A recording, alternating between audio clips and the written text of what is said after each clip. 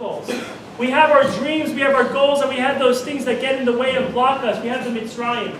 And the goal for tonight is to have an exodus of that Egypt, the Yitziat Mitzrayim. We need to search for the freedom from our constraints. And we celebrate Passover.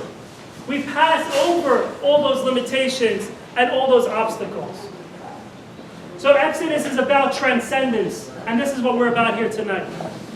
So the structure of the seder means order. It's a 15-step program. There are 15 steps to the seder. And each one of these 15 steps help us get closer and reach our own personal freedom, our own personal exodus. These 15 steps are the tools to make it happen. So let's join together in this journey of the seder, so we reach this exodus.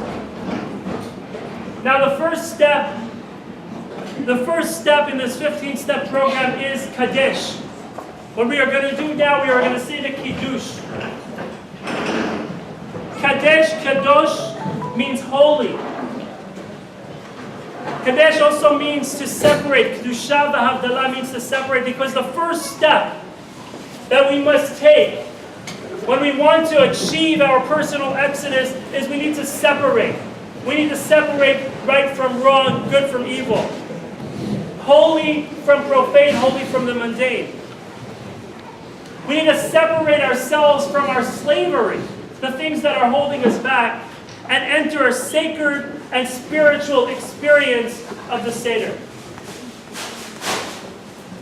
Kadesh also means holy, Kedusha, because we need to recognize that in each and every one of us there is a Kedusha, there is a holiness. There is holiness inside of us. There is a soul inside us that is a nefesh elokit, is a godly soul. And with that holiness inside us, we can overcome any challenge, any obstacle, or anything that gets in our way. So with that, let's take this first step of the Seder, the Kadesh, and I'll ask everyone to fill up a glass of wine or grape juice, and we'll say the Kadesh together, the Kiddush together. It's on page 26 and 27 in your Haggadah. Please fill up a glass of wine. Hashishi, vayechul hashamayim v'aretz v'chol tzivam, vayechal Elohim bayom hashvi milachto asher asa, vayishvot bayom hashvi mikom milachto asher asa, vayivarech Elohim bayom hashvi vayikadesh oto, ki bo shavad mikol milachto asher Elohim la'asot. Sabri Maranan, Baruch Atah Adonai, Eloheinu melech haolam, Borei peri hagafen. Amen. Baruch Atah Adonai, Eloheinu melech haolam, Asher bachar banu mikalam, ורוממנו מכל לשון. וקידשנו במצוותיו, ותיתן לנו אדוני אלוהינו באהבה, שבתות למנוחה ומועדים לשמחה, חגים וזמנים לששון.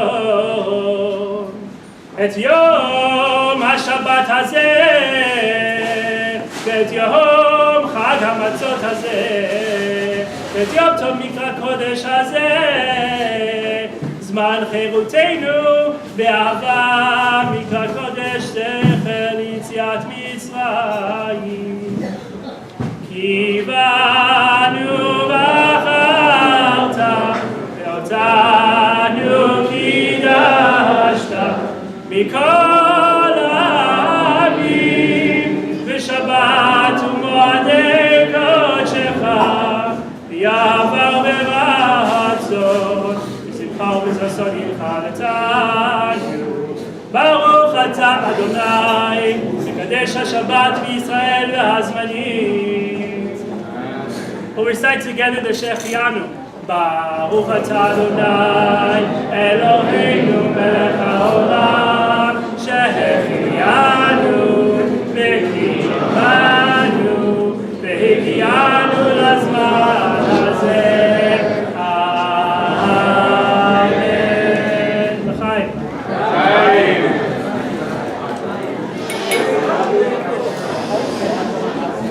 The next step in the seder is uchatz and kalpas. What we do next is I'm going to wash my hands. If one representative from a table can go and wash their hands. And this is, again, part of this process of achieving our own personal exodus. We need to cleanse our tools. We wash our hands to cleanse our tools and prepare ourselves for the exodus. And what we do next is, I'll ask everyone to take, there's a vegetable on the table, either a potato or an onion or a green vegetable, and we dip it into salt water. It's called kalpas. Part of the reason we do this is simply that we ask the question. We ask the question, why do we do it? A lot of the things we do at the seder are simply for the question itself. Because again, when we talk about freedom, when we talk about exodus, when we talk about achieving our own personal freedom and reaching our goals, one of the first things we need to do is have that freedom to ask questions. Have that freedom to inquire and to study and to learn more. So with that, I'm going to wash my hand right here.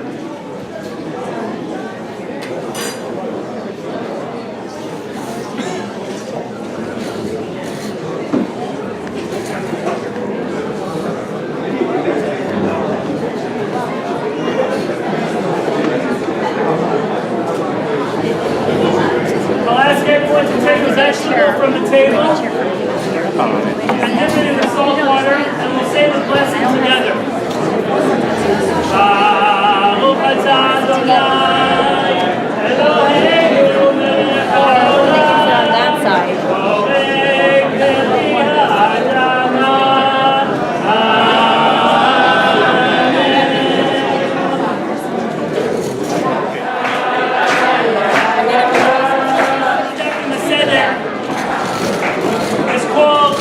The next step in the seder is called yachatz.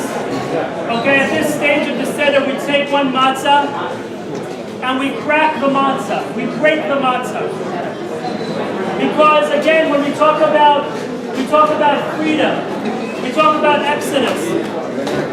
As long as we feel whole, as long as we feel complete, there is no room for growth. So therefore, a big part of the process of achieving the freedom is that state of brokenness. Rabbi Nachman of Breslov once said, "En davar yoter shalem milev shavur." There is nothing more whole, there is nothing more complete than a broken heart. And there's an expression that goes in Hebrew that says, "Yidiyat hamakah chatzi tzufa." Knowing the sickness is half the cure. So identifying the brokenness, identifying that we are broken, identifying the challenges, identifying the obstacles, identifying those things that don't allow us to grow, that don't allow us to achieve our goals, that is already half the cure. We are halfway there when we can identify our challenges. So with that, we will take one matzah And break it and we in. will crack it. Half the matzah is used for the seder, the other half of the matzah can be hidden for the afikoman. No one look where I'm hiding it, okay?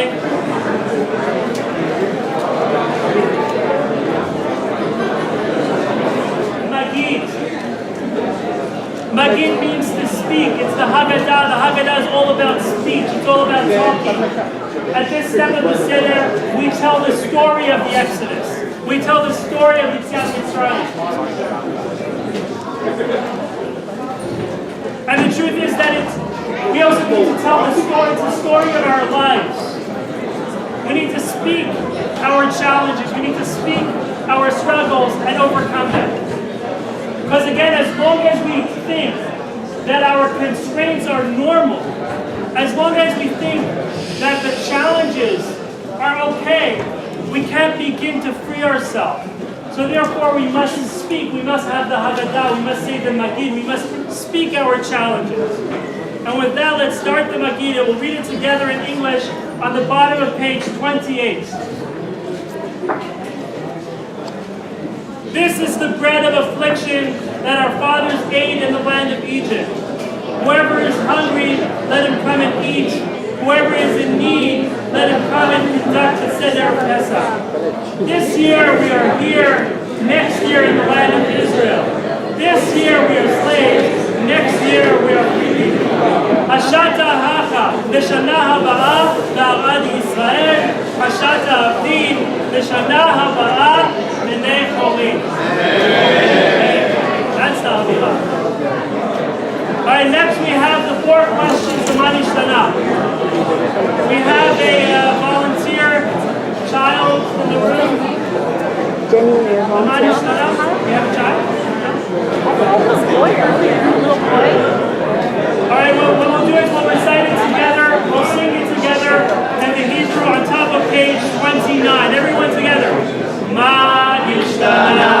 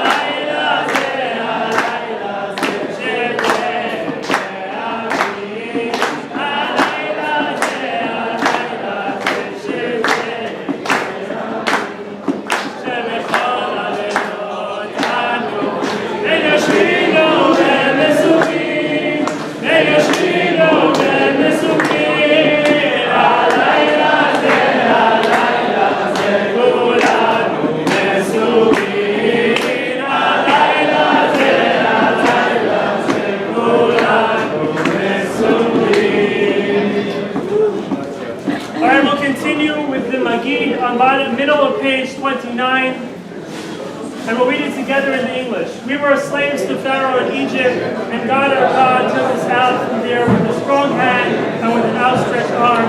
But the Holy One, blessed be He, had not taken our fathers out of Egypt, and we, our children and our children's children, would have remained enslaved to Pharaoh in Egypt. Even if all of us were wise, all of us understanding, all of us knowing the Torah, we would still be obligated to discuss the Exodus from Egypt, and everyone who discusses the Exodus from Egypt and Lent is praiseworthy. So it's a mitzvah to discuss and tell that story.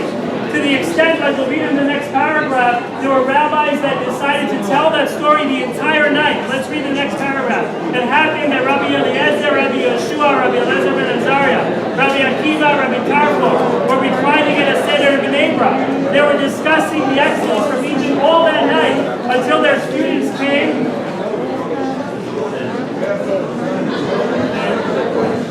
Told them, our masters, the time has come for reciting the morning Shema. The entire night they were reciting and telling the story of the Exodus of Egypt. Next we have the story of the 4 sons. At the seder table we have 4 sons. There is the wise son, there is the chacham, there is the wicked son, the rasha, there is the tam, the simple son, and there is the son who does not know how to ask, she'eno yodea lishor. The Lubavitcher Rebbe, the spiritual leader of the Chabad movement, has introduced a 5th child. There is a 5th child in our community. The Rebbe said that all the 4 children at the seder table, at least they attend the seder. They're at the table. Either they're happy to be there, or maybe they're not happy to be there. Or they're asking questions, or they're not asking questions. But at least all 4 children are there. The Lubavitcher Rebbe introduced there is a fifth child.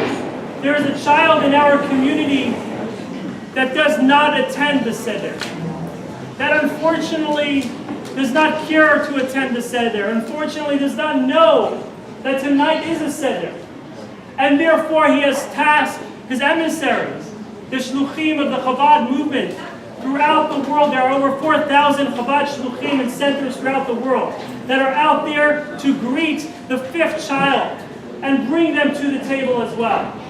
The children that are lost with no home, no family, no community to join the seder, and the Chabad rabbis and the shluchim of the Rebbe are there to bring that child in. With that, let us read the four children, middle of page 30. Blessed is he, let's read it together. Blessed is the omnipresent one, blessed is he. Blessed is he who gave the Torah to his people Israel, blessed is he. The Torah speaks of four children, one is wise, one is wicked, one is simple, and one does not know how to ask. The wise one, what does he say? What are the testimonies, the statutes, and the laws which God our God has commanded? You in turn shall instruct him the laws of Pesach, up to one is not to eat the dessert after the Pesach lamb. The wicked one, what does he say? What is the service to you? He says to you, but not to him. By thus excluding himself from the community, he has denied that which is fundamental. You therefore, what does Stephen say to him? It is because of this that God acted for me then when I left Egypt. For me, but not for him. And has been there, if he has been there, he had not been redeemed. The Lubavitcher adds something very important here as well. It says, Ilu haya sham, lo haya nigal. If he had been there, he would not have been redeemed. The wicked son, if he was in the land of Egypt at the time, and questioning and saying and excluding himself from the community, the Haggadah says that he would not have been redeemed. And unfortunately, many have not been redeemed during that time. But the Rebbe says that it's only there. Ilu haya sham, if he had been there. But in this present state, in our Exodus today, where we are today, and when we await the coming of the Mashiach today, the Rebbe says that absolutely no one will be left behind. Everyone will be included in the Exodus, and everyone will join us when we all return to Jerusalem and build the Beit HaMikdash. Let's continue with the simple son. Bottom of page 30, the simpleton, what does it say? What is this? Thus you should say to him, God took us out of Egypt from the house of slaves with a strong hand. Shenoya Dan Lishol is the one who does not know how to ask. You must initiate it. As it is said, you shall tell your child on that day, it is because of this that God acted for me when I left Egypt. There was once a professor that said, he said there are three effective ways to teach and educate the child. And the three ways are by example, and by example. If we want to teach our children, if we want to teach something to the next generation, if we want to communicate, we must live it ourselves. We must be real ourselves. Our children will pick up when they see that their parents believe, that their parents are real, and that they behave that way. Well, that will continue on top of page 32. And we'll sing it together in Hebrew. V'hisha amda. It's a song that says that every generation, there are those that try to destroy us. There are those that try to come against us. But every time, the Holy One, blessed be He, saves us from their hand. Top of page 32. והיא שעמדה, לאבותינו ולנו. והיא שעמדה,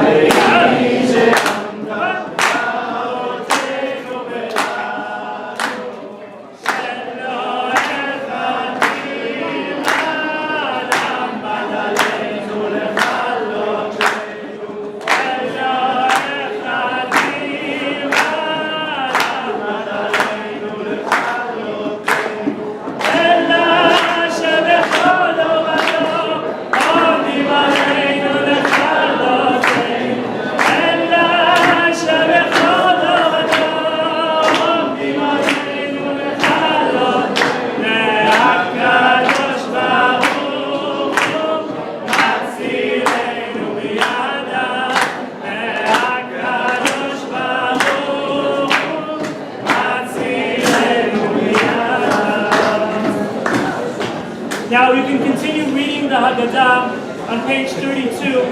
And while you read, I'll share some thoughts, and we'll meet together for some of the songs like Dayenu, etc. So if you want to continue reading the Haggadah, feel free to go ahead. Now, again, the Haggadah, the word Haggadah is to speak, is to talk. Lahagid, l'saper, to tell the story. The holiday is called Pesach, Passover. But the word Pesach also constitutes of two words. Pesach, a mouth that speaks. On the other hand, we have Paro, the Pharaoh. The word Paro is Pera, a bad mouth, an evil mouth. Because words can be so powerful.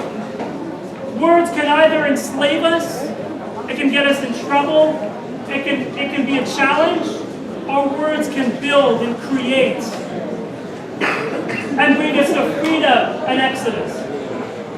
Words can liberate.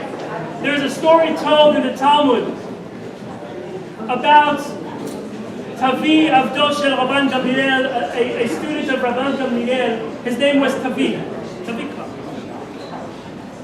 One day, Rabban Gamliel, the teacher, told him, bring me the finest meat, the finest beef. Tavi tabasar. Bring me the finest beef. So the student goes and brings him the tongue of a cow. The next day, the following day, the teacher tells the student, bring me the worst cut of meat. The absolutely worst cut of meat. And what does he bring him? He brings him the tongue of a cow. So the teacher asks him, I asked you for the best cut of meat, you bring me a tongue. I asked you for the worst cut of meat, you bring me a tongue. What's going on?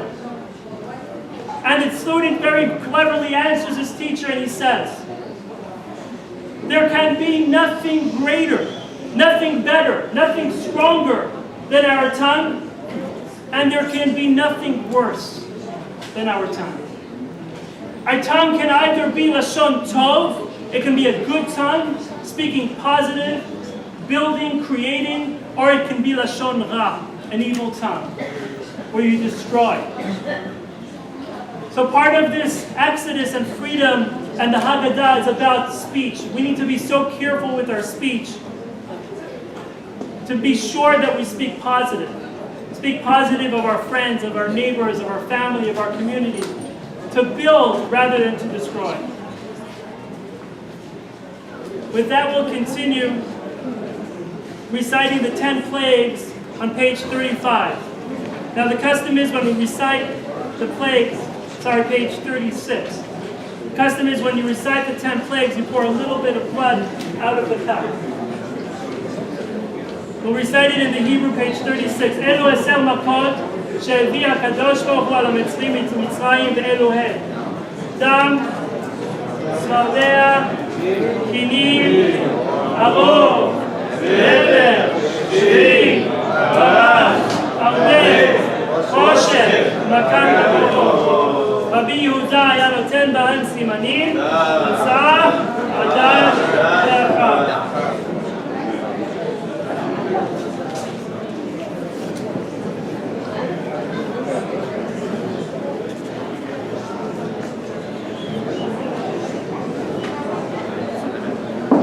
Now, as Jewish people, we have a long history. But if you notice in the Bible, in the Tanakh, there is no word for history. The word in the Tanakh is zachor, memory. Remember. The difference is that history is his story. Something that happened to them. Something that happened to someone else. Zachor, however, memory is my story. What happened to me. And Passover, like we're talking about Passover, the Exodus, is not only something that happened to them, but we're talking here about something that happens to me. Zachor, something that happens to each and every one of us. With that, let's turn to page 37 and we'll sing together the Dayenu. אילו הוציאנו ממצרים, הוציאנו ממצרים.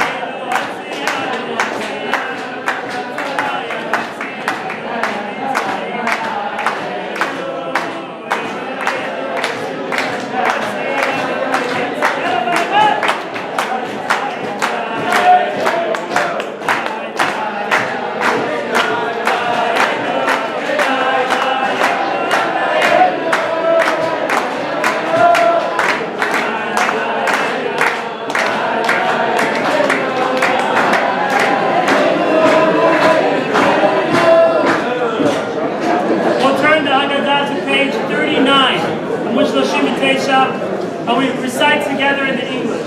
Rabbi Gamliel used to say, whoever does not discuss the following three things on Pesach has not fulfilled his duty. Namely, everyone repeat after me, Pesach! Matzah! Now let's explain these three. Pesach. Let's read together in the English. Pesach. What is Pesach? The Pesach lamb that our fathers ate during the time of the Beit HaMikdash. For what reason did they do so? Because the omnipresent passed over our fathers' houses in Egypt, as it is said, you shall say it is a Pesach offering to God, because he passed over the houses of the children of Israel in Egypt, when he struck the Egyptians with a plague, and he saved our houses, and the people bowed prostrated themselves. Matzah. This matzah that we eat, for what reason? Because the dough of our fathers did not have time to become leavened before the King of Kings of Kings. The Holy One, blessed be He, revealed Himself to them and redeemed them. Thus it is said, they baked matzah cakes from the dough that they had brought out of Egypt, because it was not leavened, for they had been driven out of Egypt and could not delay, and they had also not prepared any provisions. Maror. This maror that we eat, for what reason? Because the Egyptians embittered our fathers' lives in Egypt, and it is said, they made their lives bitter with hard work, with mortar and with bricks, and with all manner of service in the field. All their work which they made performed with rigor. Page 40, B'chol dor v'dor, in every generation a person is obligated to regard himself as if he had come out of Egypt.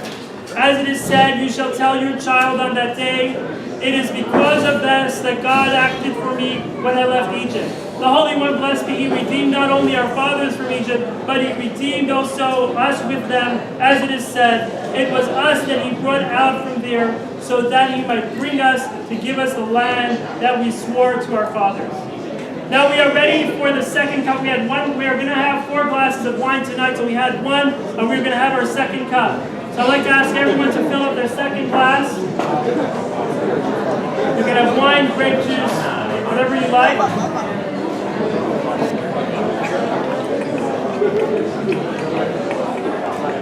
And we'll read together on middle of page 40. Thus it is our duty to thank, to laud, to praise, to glorify, to exalt, to adore, to bless, to elevate, and to honor the one who did all these miracles for our fathers and for us. Ken Adonai Eloheinu, Elohei Avoteinu, Yagienu lemoadim, ולרגעים אחרים, הבאים לקראתנו לשלום. שמחים בבניין עירך, וששים בעבודתך, ונאכל שם מן הזבחים ומן הפסחים, אשר יגיע דמם על קיר מזבחך לרצון, ונודה לך שיר חדש על גאולתנו ועל פדות נפשנו. ברוך אתה אדוני,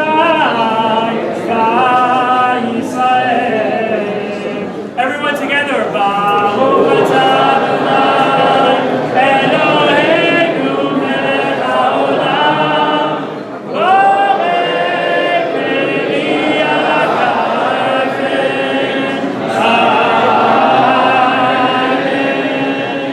Amen.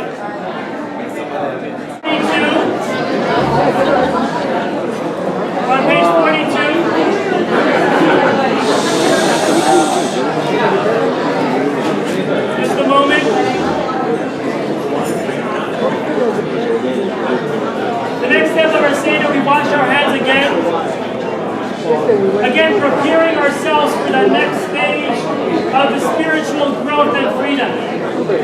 Because every new stage, every new process,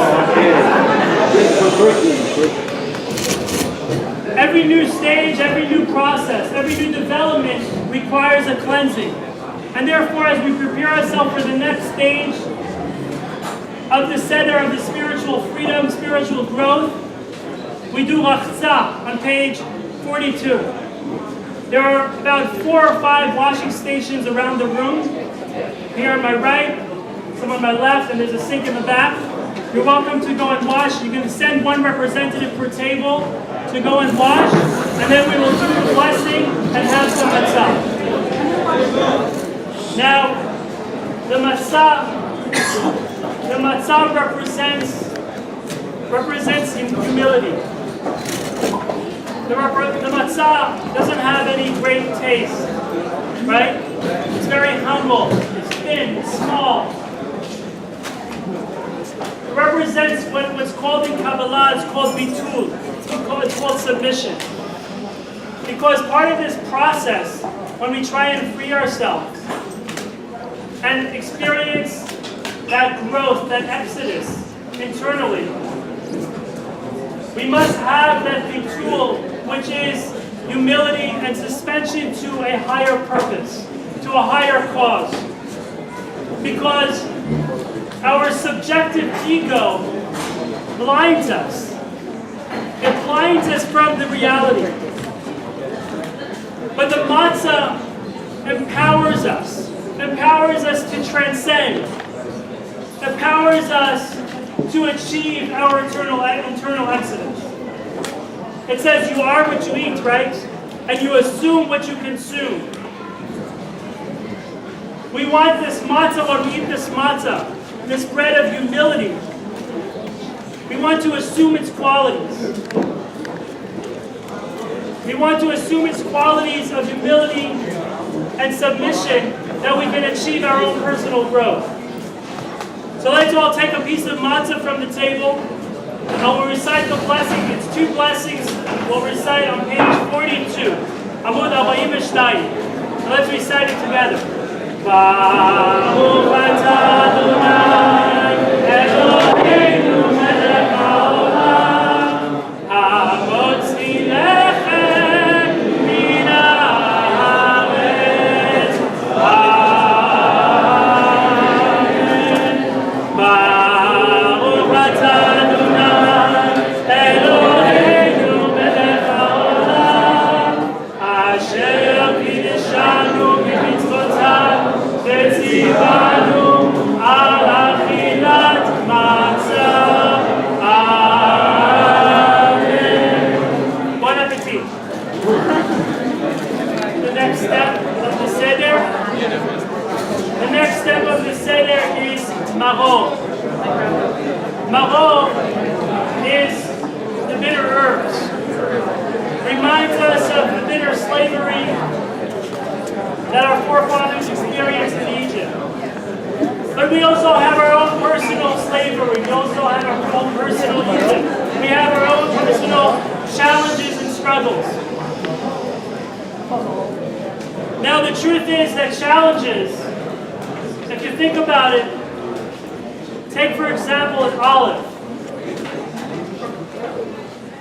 People in the back, can you hear me now?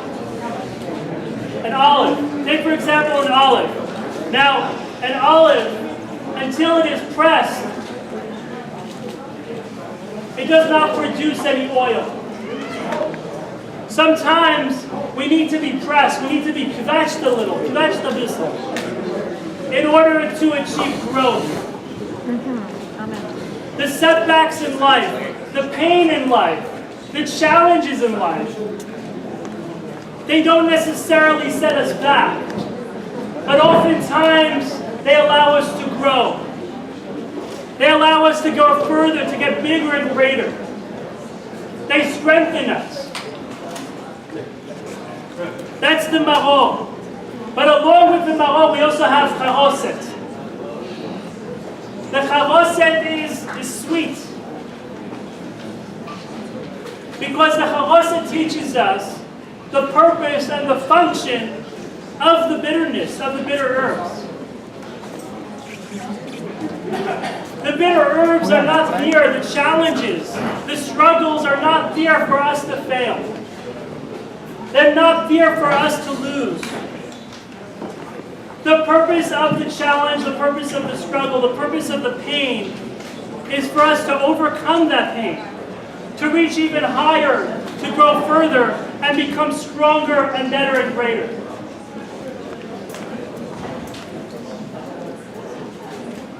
So we need to know that even if sometimes we may need to experience a little bit of bitterness, we may need to experience a little bit of ma'ol, a little bit of challenges, a little bit of pain, a little struggle. We must know and remember that the purpose of the struggle, the purpose of the challenge is not there for us to suffer. It's not there for us to cry, but rather it's there for us to grow and to achieve even greater things. And with that, let us all take a little piece of lettuce, some of the bitter herbs, the horseradish, along with the charoset.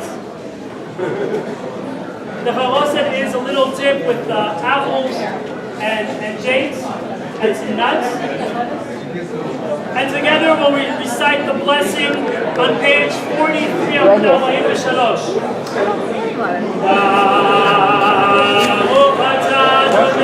Here.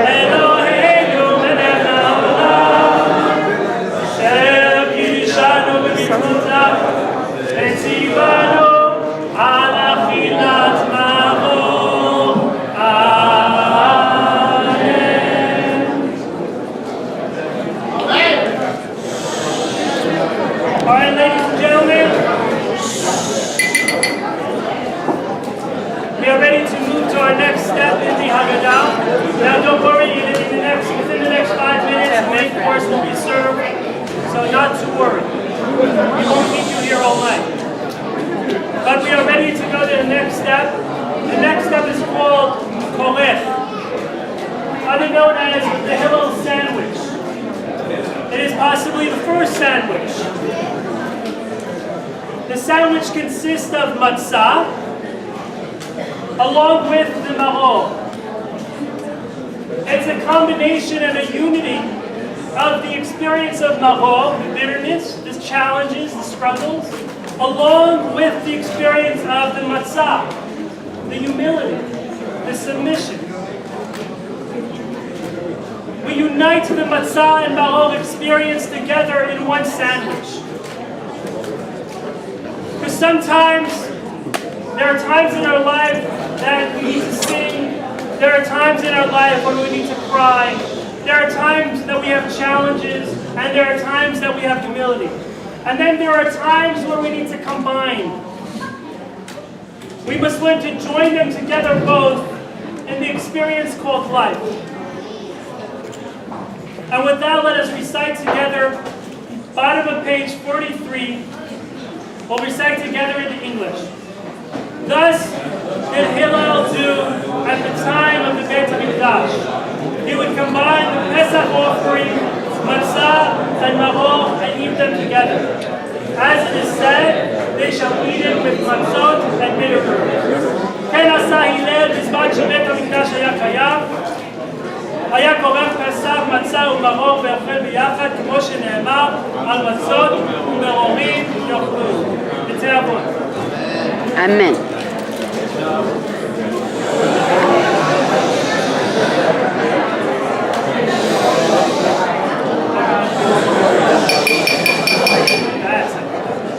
Alright, ladies and gentlemen, we're ready to move to the next step of the seder, which is Shulchan Orech, the festive meal.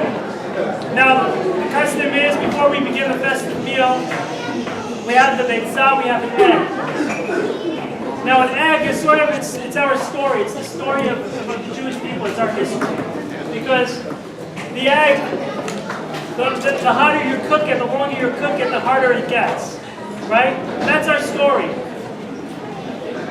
We've been cooked for so many years. So many people have tried to destroy, annihilate, or to challenge us. But we only become harder and we only become stronger.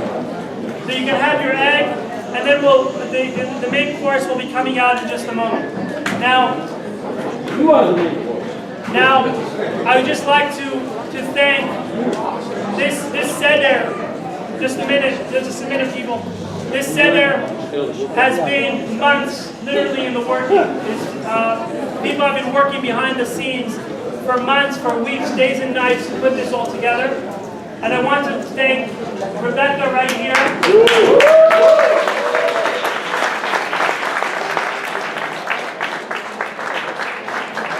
Rebecca has been working for months and weeks to put this all together and make this seder a beautiful, uplifting, and inspiring experience. Thank So you. Thank you, Rebecca. Thank you. You may enjoy the meal, bon appetit. The founder of Chabad of San Francisco, Rabbi Yosef Langer, who has been here, established the Chabad here in San Francisco over 40 years, has brought Jewish life, Jewish identity, Jewish community here in San Francisco.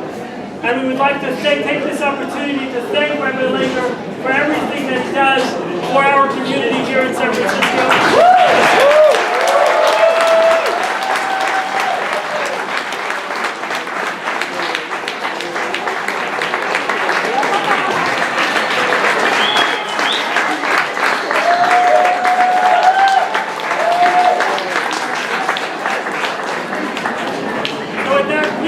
Please give your attention just a few minutes to Rabbi Yosef Langer. A few minutes, please. Thank you. Thank you.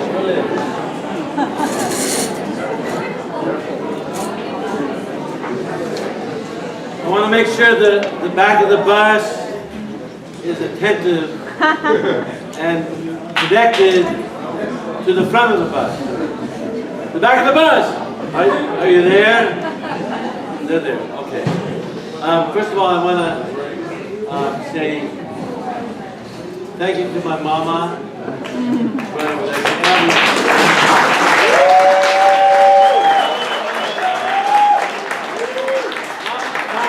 Stand up. She taught me everything I know. Mom, please stand up.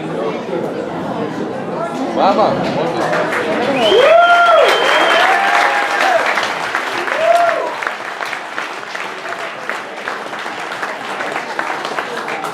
I want to introduce my sister, Franny. Franny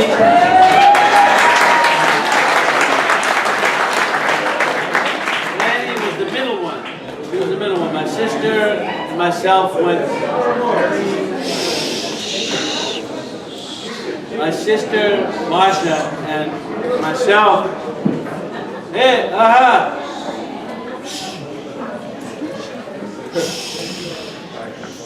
My sister and myself went far out. We embraced Judaism. In Oakland, in the 40s and 50s, there wasn't any Judaism.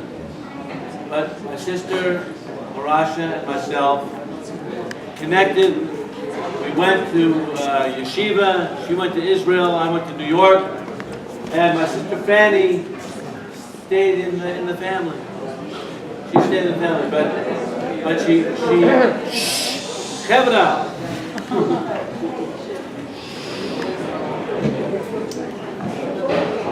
So Fanny's here with her beautiful sons, Jakey and David and Gali. They're getting married. Let's give it. Stand up, please.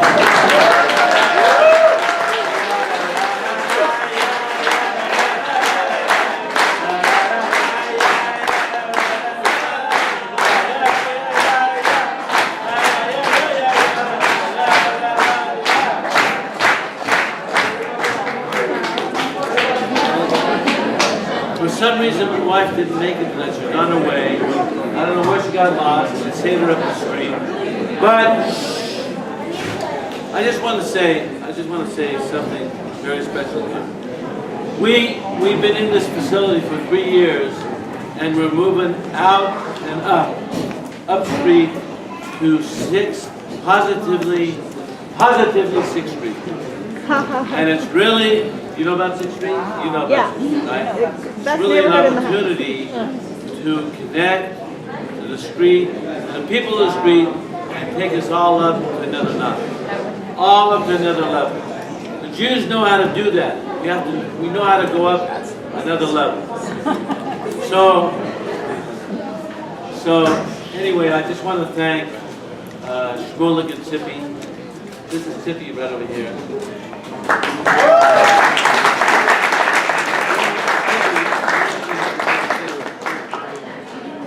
We need a woman's voice over here, Tzipi. And you can say it. You can say it. Yeah. I think she wants to say it. Okay, Jeff. Jeff, you're up.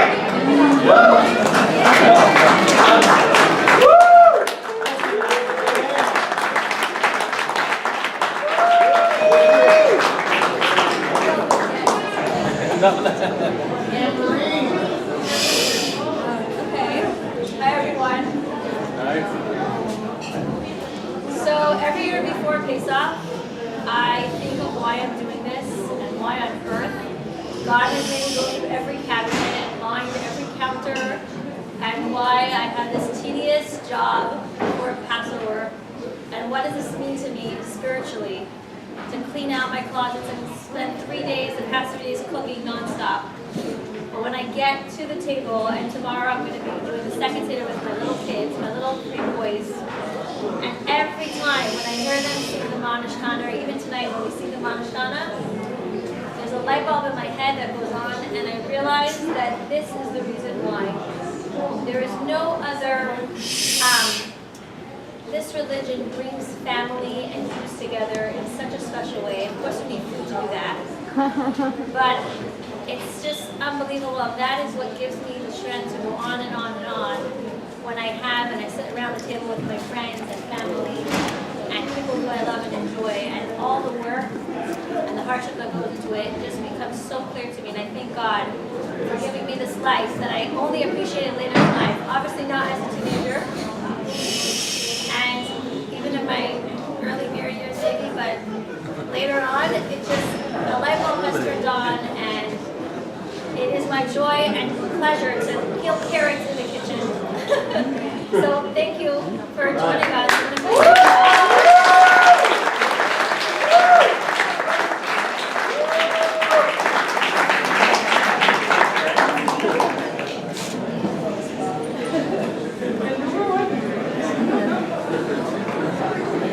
Okay, so that's it. My wife always says, for some reason she didn't make it. She was on her way, but she didn't make it. But her line is, the guests make the challenge. So thank you so much for being here tonight. It's really special to have the whole community here. Inners, outers, England, the mother country, the mama of the whole world, England. Please stand up, England. Stand up!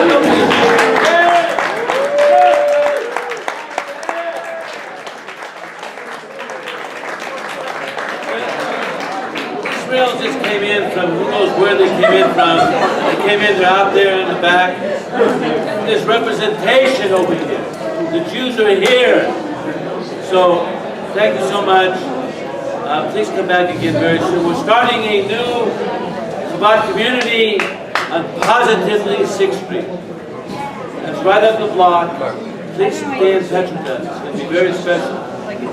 There's going to be kosher food in San Francisco, an Israeli bakery, shawarma, falafel in the streets of San Francisco. Can you believe that?